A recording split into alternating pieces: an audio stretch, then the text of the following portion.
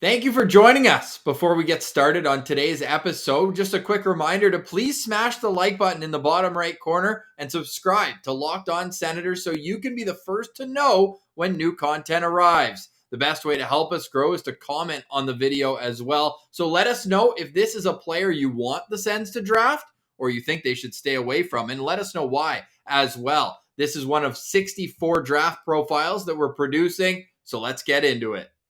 All right, Pillsy, it's back to the draft rankings we go. Nice little jingle. That was so bad. I had no flow on that at all. Coming in at number 52 on our Locked On Senators draft rankings, we're going back to Guelph, Pillsy. Yeah. There's a few from your neck of the woods. From the Guelph Storm, Michael Buchinger. He comes in with an average of 48.5 on our rankings. Yep, another good old Storm boy, and this time a defenseman. So he's a left shot defenseman, 6 feet, 185 pounds. So not big, not small, kind of your average dimensions there. And in 63 games, he had 5 goals, 39 assists, good for 44 points. And the Storm did make the playoffs.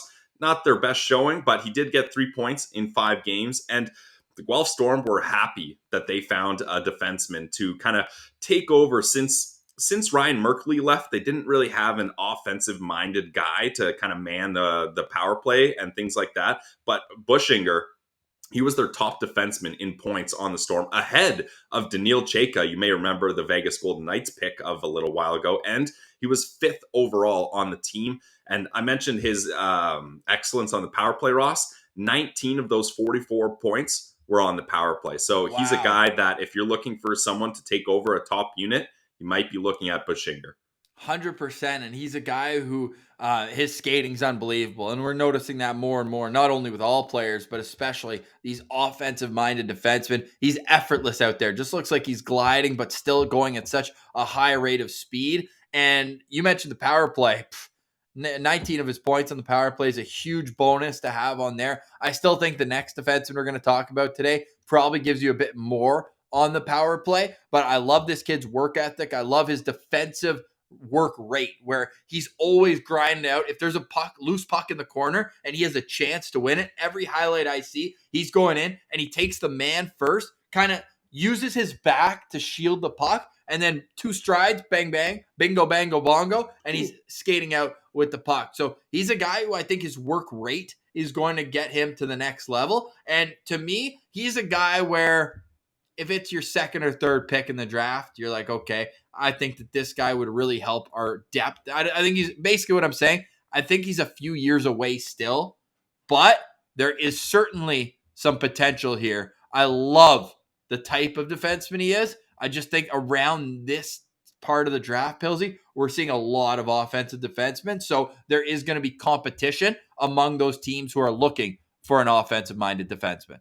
Definitely, yeah. This is the area of the draft where I think a lot of teams are going to be focusing on forwards, wingers, centers at the start of the draft, because they know in this part of the draft there is a lot of offensive defensemen available, and Buchinger is definitely one of those guys. But like you mentioned, just because he's an offensive defenseman doesn't mean he's a liability defensively. Like, his skating and his motor to get those loose pucks is a big asset. So you're not sitting there being like, well, let's just get him in on ozone draws and for power plays. He's not that type of guy. And No. Sam Constantino for Sportsnet, he's a guy that's all over the draft, really knows his prospects. He says he's a super competitive player who challenges the opposition from the offensive zone right back to his own net. So that's what you like to hear. Like, it's not controller disconnects when the other team goes back the other way and he's just gliding, waiting for the puck to turn around. He's getting in the mix defensively as well. So I definitely have a lot of interest in this player.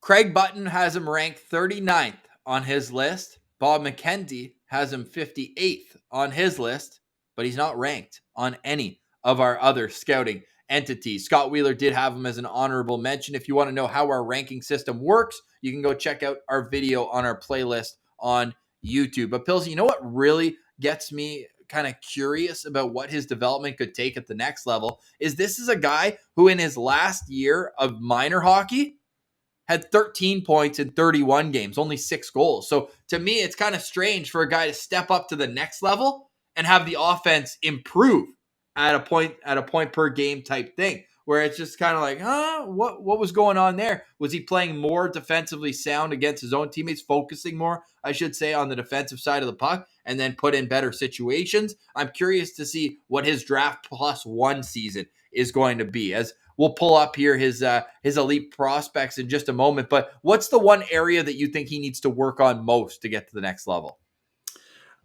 I don't think he's a guy that really has one kind of glaring issue here. I think it's just going to be at a guy at his size. If you're going to be an offensive defenseman, you need to continue to be able to focus on defense, and it seems like he is focused on defense. So I don't really have kind of any red flags about Buchinger here.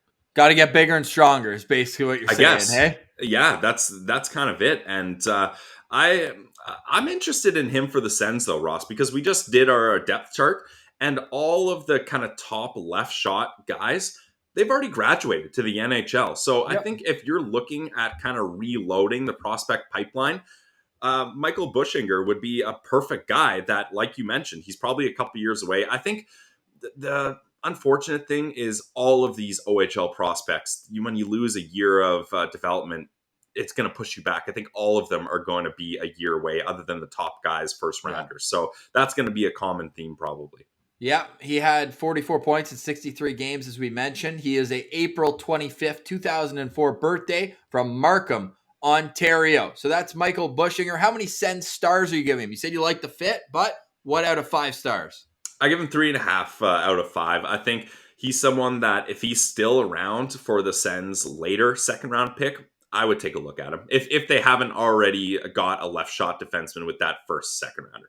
Yeah, I'm right with you. 3 stars for me, where it's like, okay, I could get on board, and like I said, I think that he's got a very intriguing draft plus one season coming up, as with a lot of these OHL guys. But to me, we'll get to a few other defensemen who I think could really move the needle a bit more.